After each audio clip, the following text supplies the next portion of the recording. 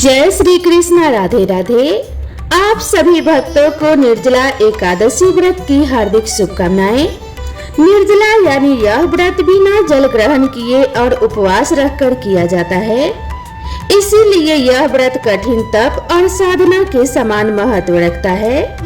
ज्येष्ठ माह शुक्ल पक्ष की एकादशी निर्जला एकादशी कहलाती है। इस व्रत को भीमसेन एकादशी या पांडव एकादशी के नाम से भी जाना जाता है। पौराणिक मान्यता है कि 5 पांडवों में से एक भीमसेन ने इस व्रत का पालन किया था और वैकुंठ को गए थे, इसीलिए इसका नाम भीमसेनी एकादशी भी हुआ। निर्जला एकादशी की कथा सुनने मात्र से सभी मनोकामनाएं पूर्ण हो जाती हैं। हस्तिनापुर का राज दरबार आज विशेष रूप से जगमगा रहा है।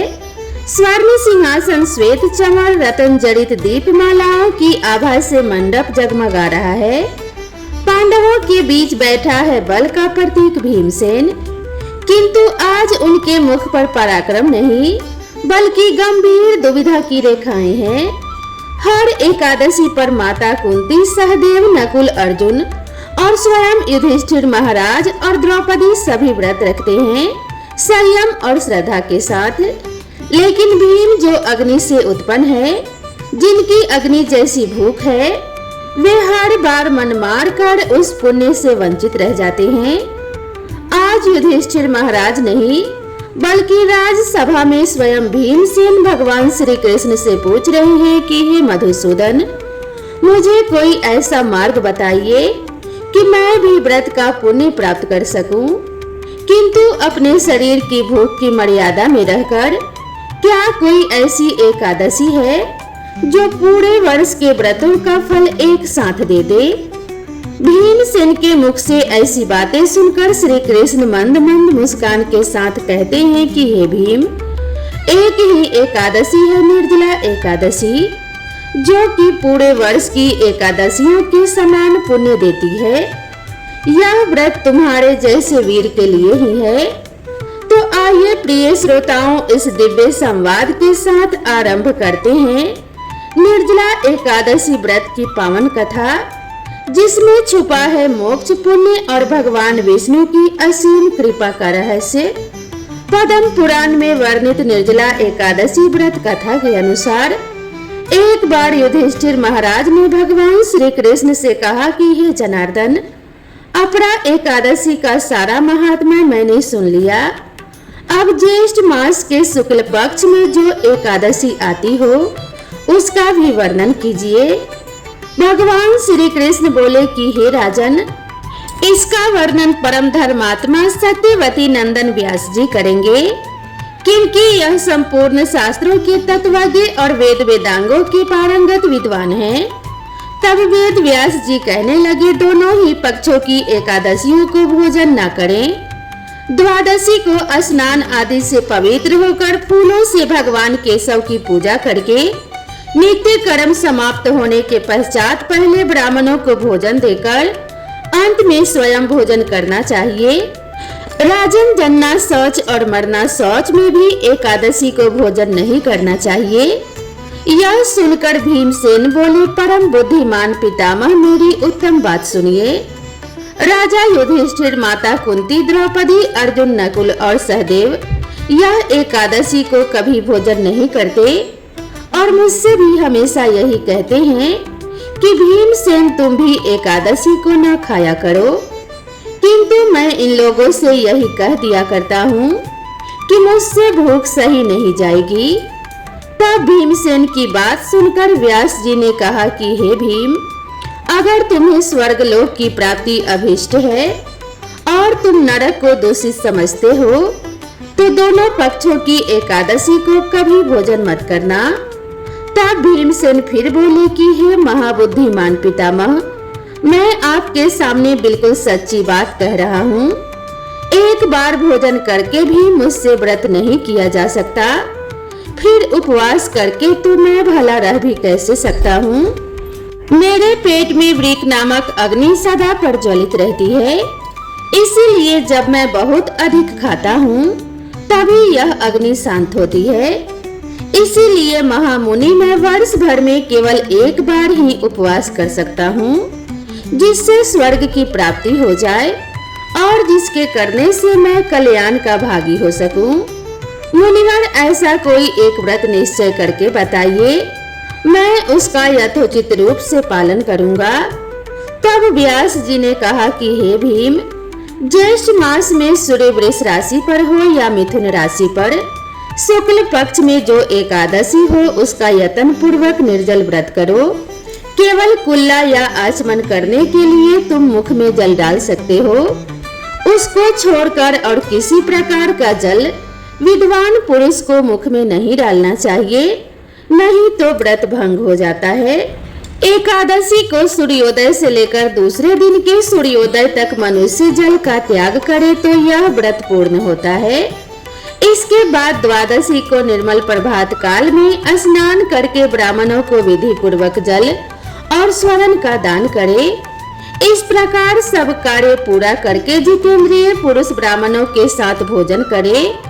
वर्ष भर में जितनी एकादशियां होती है, उन सब का फल निर्जला एकादशी के सेवन से मनुष्य प्राप्त कर लेता है और इसमें बिल्कुल भी संदेह नहीं।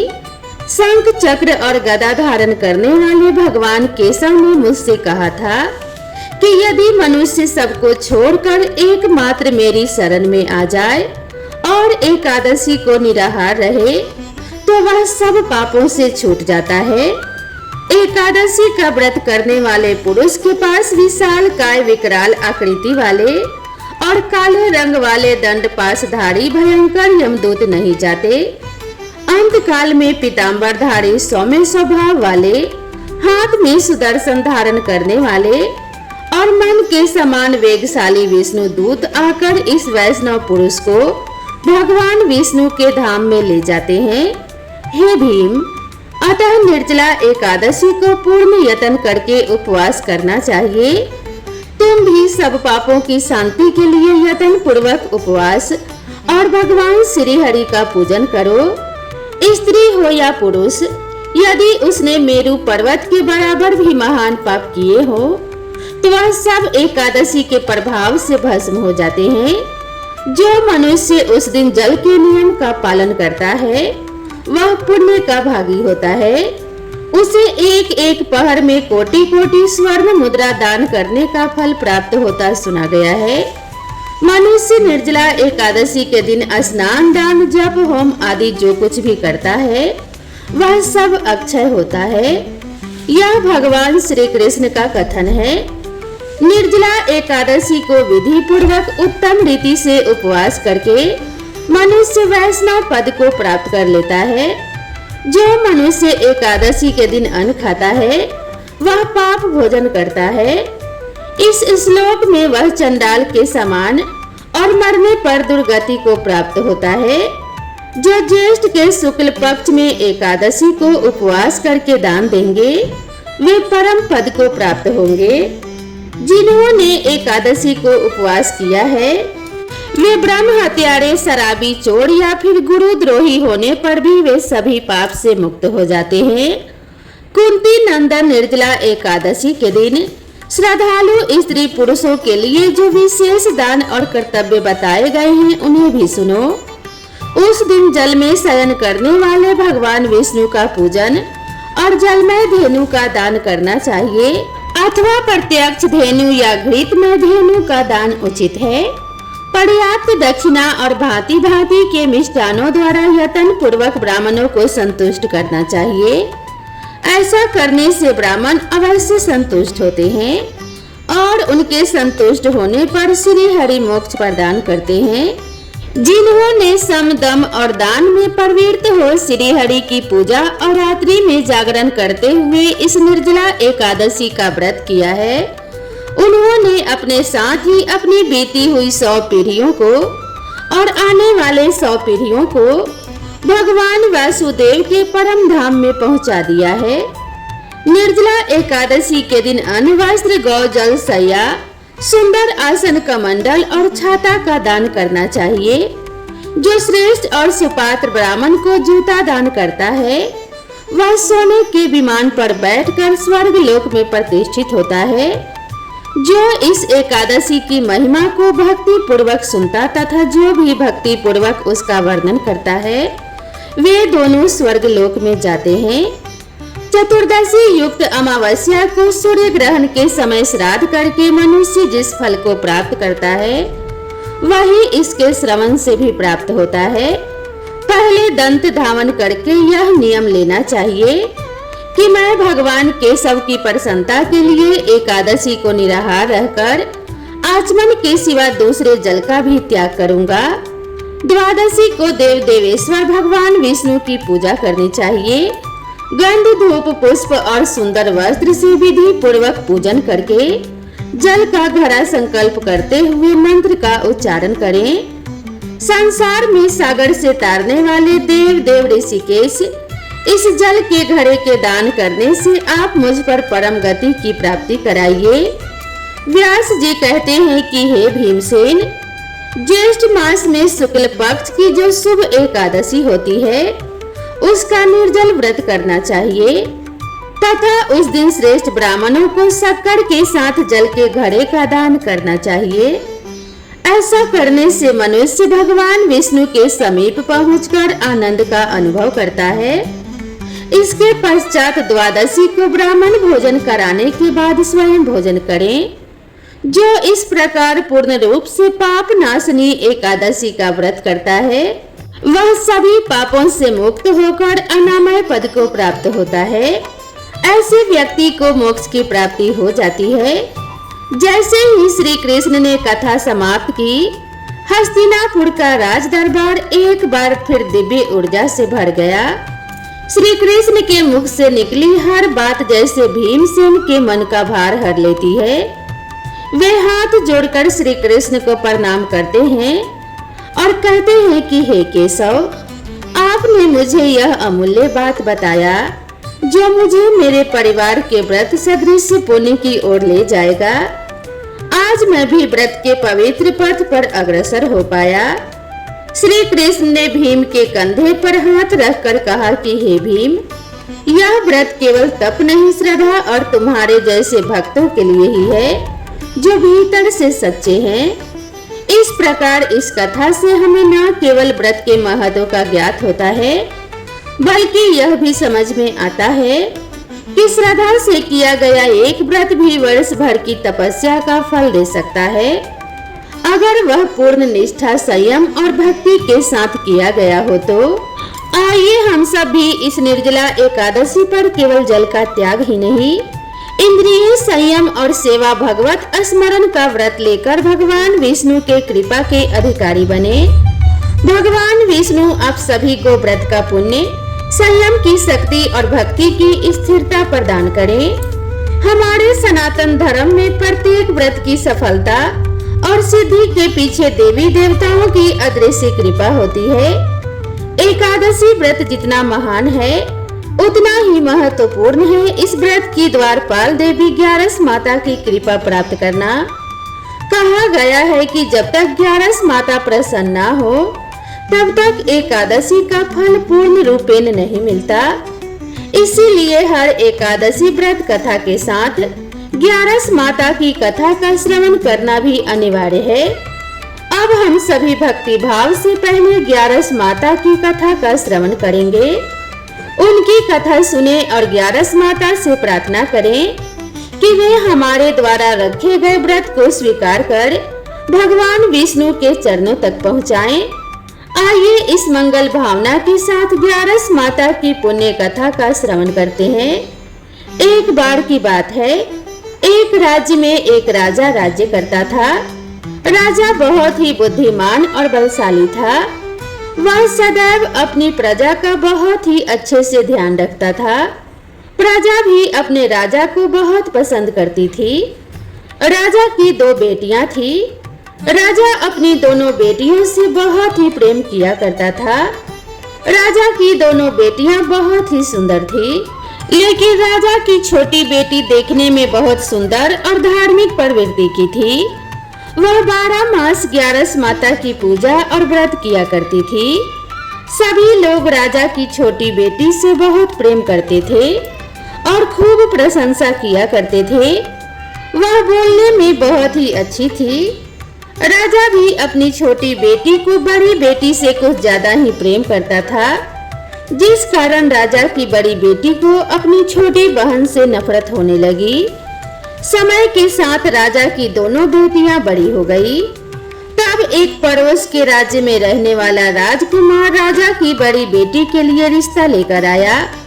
जैसे ही उस राजकुमार की नजर राजा की छोटी बेटी पर पड़ी, तो वह राजकुमार छोटी बेटी पर मोहित हो गया और उसी से विवाह करने की सोचने लगा। उस राजकुमार ने राजा की बड़ी बेटी के साथ विवाह करने से मना कर दिया और राजा से कहा कि आप बुरा ना माने तो मैं आपकी छोटी बेटी से विवाह करना चाहता हूँ। जब यह बात राजा की बड़ी बेटी को पता चली, तो वह अपनी छोटी बहन से और भी ज्यादा नफरत करने लगी। राजा की बड़ी बेटी ने अपनी छोटी बहन को अपना सबसे बड़ा दुश्मन मान लिया और अपनी छोटी बहन से बदला लेने का निर्णय कर लिया, जिसके चलते उसने सोचा कि छोटी बहन को जान से मार देती हूँ। एक दिन राजा की बड़ी बेटी ने लड्डू में जहर मिलाकर अपनी छोटी बहन को दे दिया। छोटी बहन ने वो लड्डू खा लिया, लेकिन लड्डू खाने के बाद भी छोटी बहन को कुछ भी नहीं हुआ। बड़ी बहन यह देखकर बहुत ही आश्चर्यचकित हुई, लेकिन बड़ी बहन ने हार नहीं मानी। एक दिन जब छोटी बहन अपने कमरे में सो रही थी, तब उसने मटके में सांप रखकर उसके कमरे में छोड़ दिया, लेकिन सांप भी छोटी बहन को कुछ नहीं कर पाया। जिसके बाद बड़ी बहन ने अपनी छोटी बहन से कहा कि चलो बहन, आज हम कुएं से पानी भरकर लाते हैं। तो छोटी बहन अपनी बड़ी बहन के कहे अनुसार उसके साथ पानी लेने के लिए चली गई। जैसे ही वह पानी कुएं से निकालने लगी, तो बड़ी बहन ने उसे कुएं में धक्का दे दिया, लेकिन ग्यारस माता के आशीर्वाद से वह सकुशल बाहर निकल आई। यह देखकर उसे बहुत ही आश्चर्य हुआ कि ना जाने मैंने कौन कौन से प्रयास किए हैं, फिर भी इसका कुछ भी नहीं बिगड़ा। उसने एक दिन सोचते सोचते अपनी छोटी बहन के पास जाकर कहा कि बहन, तुमको पता है भगवान सबकी मृत्यु एक निश्चित समय पर लिखते हैं। तुम्हारी और मेरी मृत्यु कैसे होगी क्या तुम जानती हो? तब छोटी बहन ने कहा कि हाँ बहन, मेरी मृत्यु कैसे होगी यह तो मैं जानती हूँ। छोटी बहन से यह सुनकर बड़ी बहन को बहुत ही संतुष्टि हुई और वह सोचने लगी कि इस बार मैं इसे जरूर मार दूंगी। उसने अपनी छोटी बहन से कहा कि अपनी मृत्यु का राज मुझे तो बताओ, मैं तुम्हारी बड़ी बहन हूँ। छोटी बहन ने अपनी बड़ी बहन से कहा कि मेरी मृत्यु एक तोते में है, जो तोते के गले में एक हार है, उसी से मेरी मृत्यु होगी। जब कोई व्यक्ति उस तोते को मारकर वह हार अपने गले में पहन लेगा, तो मैं मूर्छित हो जाऊंगी, और जैसे ही उस हार को अपने गले से उतार देगा, तो मैं वापस जीवित हो जाऊंगी। अपनी छोटी बहन की मृत्यु का राज जानकर बड़ी बहन बहुत ही खुश हुई और अपनी छोटी बहन को मारने के लिए उस पालतू तोते को ढूंढना शुरू कर दिया। लेकिन छोटी बहन को इस बात का पता था कि वह मेरी जान लेना चाहती है। वह अपने पिताजी के पास गई और अपने पिताजी से कहा कि हे पिताजी, अगर मेरी मृत्यु हो जाए तो मुझे जलाना मत, बल्कि आप मुझे पुरानी वाली जो हवेली है उसमें एक पलंग पर लिटाकर छोड़ देना। अपनी छोटी बेटी के मुंह से यह बात सुनकर राजा को बहुत ही बुरा लगा। उसने अपने बेटी से पूछा कि बेटी, तुम ऐसी बातें क्यों कर रही हो? 2-4 दिन में तेरी शादी होने वाली है। तब राजा की छोटी बेटी ने बताया कि पिताजी, समय किसी के लिए नहीं रुकता, कब क्या हो जाए किसी को कुछ भी पता नहीं है। फिर राजा ने अपनी छोटी बेटी से कहा कि तुम्हारा ऐसा बोलना मुझे बिल्कुल भी अच्छा नहीं लगता। लेकिन छोटी बेटी ने अपने पिताजी को ऐसा करने पर मजबूर कर दिया और वचन ले लिया कि मरने के बाद जलाना नहीं है। तो राजा ने भी अपनी छोटी बेटी की बात मान ली और 2-3 दिन बाद जब शादी का समय आया, घर में पूरा शादी का माहौल था।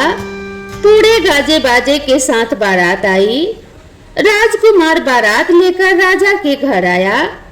राजकुमार और राजा की छोटी बेटी का विवाह शुरू हो गया।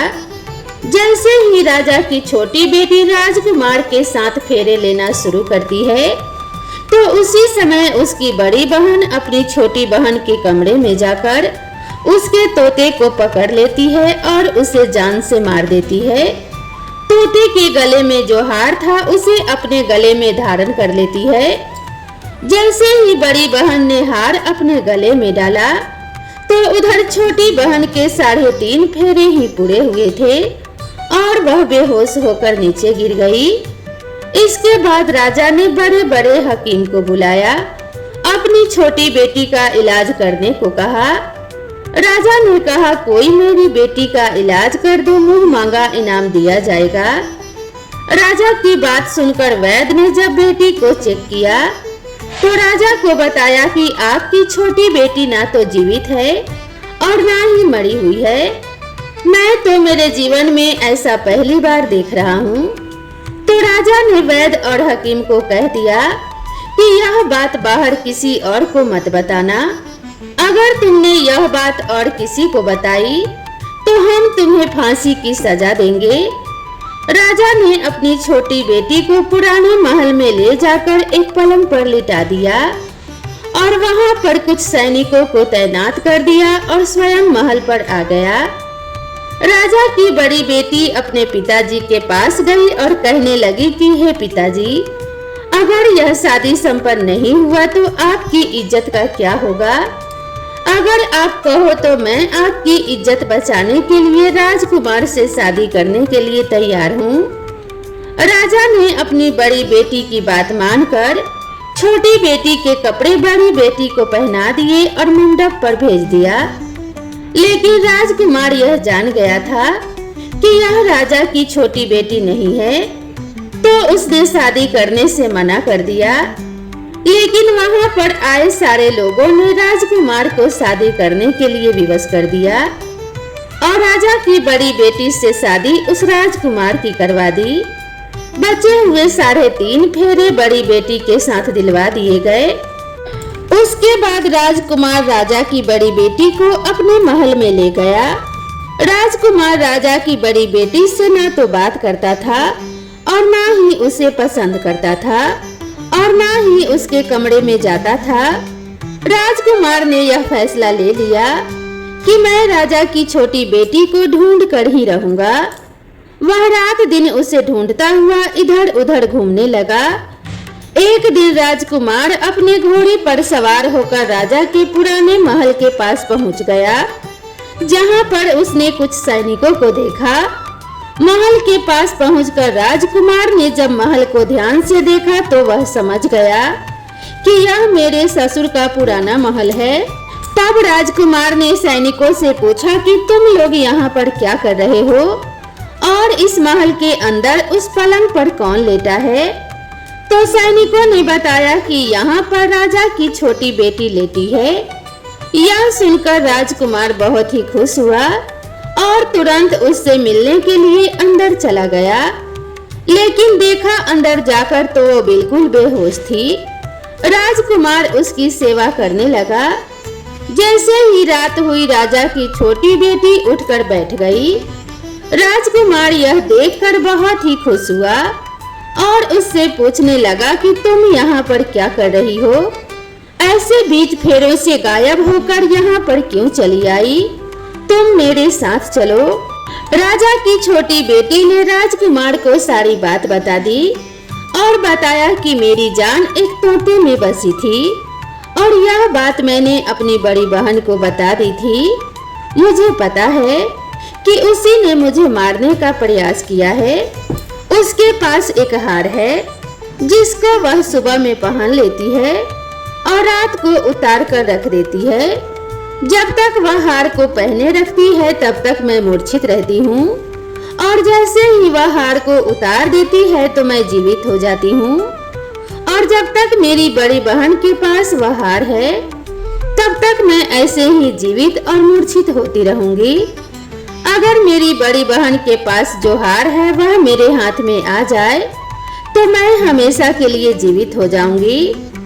राजकुमार यह बात सुनकर राजा की छोटी बेटी के पास रहने का निर्णय ले लेता है और बचे हुए फेरे लेकर अपने विवाह को भी पूरा कर लेता है और वहीं राजा की छोटी बेटी के पास रहने लगता है। ऐसा करते करते काफी समय बीत गया। राजा की छोटी बेटी गर्भवती हो गई। एक दिन राजकुमार को किसी काम से बाहर जाना पड़ा तो पीछे से राजा की छोटी बेटी के पेट में बहुत जोरों से दर्द होने लगा। उस समय उसने ग्यारस माता का आवाहन किया, जिसके बाद ग्यारस माता वहां पर प्रकट हुई और उन्होंने उसके दर्द को दूर किया। एक सुंदर पुत्र को उसने जन्म दिया। जब आधी रात को राजकुमार बाहर से आया तो उसने ग्यारस माता को देखा तो वह बहुत ही आश्चर्यचकित हुआ। उसने तुरंत ग्यारस माता को प्रणाम किया। ग्यारस माता ने राजकुमार से कहा कि जब तुम्हारा बेटा 5 वर्ष का हो जाए तो तुम अपने पत्नी का हार लाकर इसके गले में डाल देना, जिससे यह हमेशा के लिए जीवित हो जाएगी। समय बीतता गया और राजकुमार का बेटा 5 साल का हो गया। एक दिन राजकुमार को फिर किसी काम से बाहर जाना पड़ा। उसने अपने बेटे से कहा कि तुम अपनी माता का ध्यान रखना और मैं शाम तक लौट आऊंगा। जैसे ही राजकुमार वहां से बाहर निकला तो बड़ी बहन के सैनिकों ने उसे देख लिया और बड़ी बहन को जाकर सारी बात बता दी, जिसके बाद बड़ी बहन अपनी छोटी बहन के पुत्र को वहां से उठवा लेती है और उसे जान से मार देती है। उसके 2 टुकड़े करवाए। पहले टुकड़े को चक्की के पास छुपा दिया और दूसरा टुकड़ा अपने पलंग के नीचे रख लिया। यह देखकर ग्यारस माता ने भिखारी का रूप धारण किया और उसके घर आ गई। भिक्षा मांगने लगी तो बड़ी बहन ने अपने नौकरों से कहा कि जाओ भिखारी को भिक्षा दे दो। लेकिन जैसे ही नौकर ग्यारस माता को भिक्षा देने के लिए जाता है तो माता उन्हें मना कर देती है और कहती है कि मैं तो तुम्हारी रानी से ही भिक्षा लूंगी। नौकरों ने अंदर जाकर कहा कि रानी, वह हमसे भिक्षा नहीं ले रही है, बोल रही है कि मैं तो रानी से ही भिक्षा लूंगी। जब बड़ी बहन स्वयं भिक्षा देने के लिए भिखारन बनी ग्यारस माता के पास आती है, उससे पहले ही माता एक बिल्ली का रूप बनाकर उसके कमरे में चली जाती है। वहां पर जो छोटी बेटी के पुत्र का एक टुकड़ा था वह उसे उठा लेती हैं और दूसरा चक्की के पास से उठाकर उसे जीवित कर देती हैं और वहां से लेकर चली जाती हैं और राजकुमार को सारी बात बताकर उन्हें उसका बेटा सौंप देती है।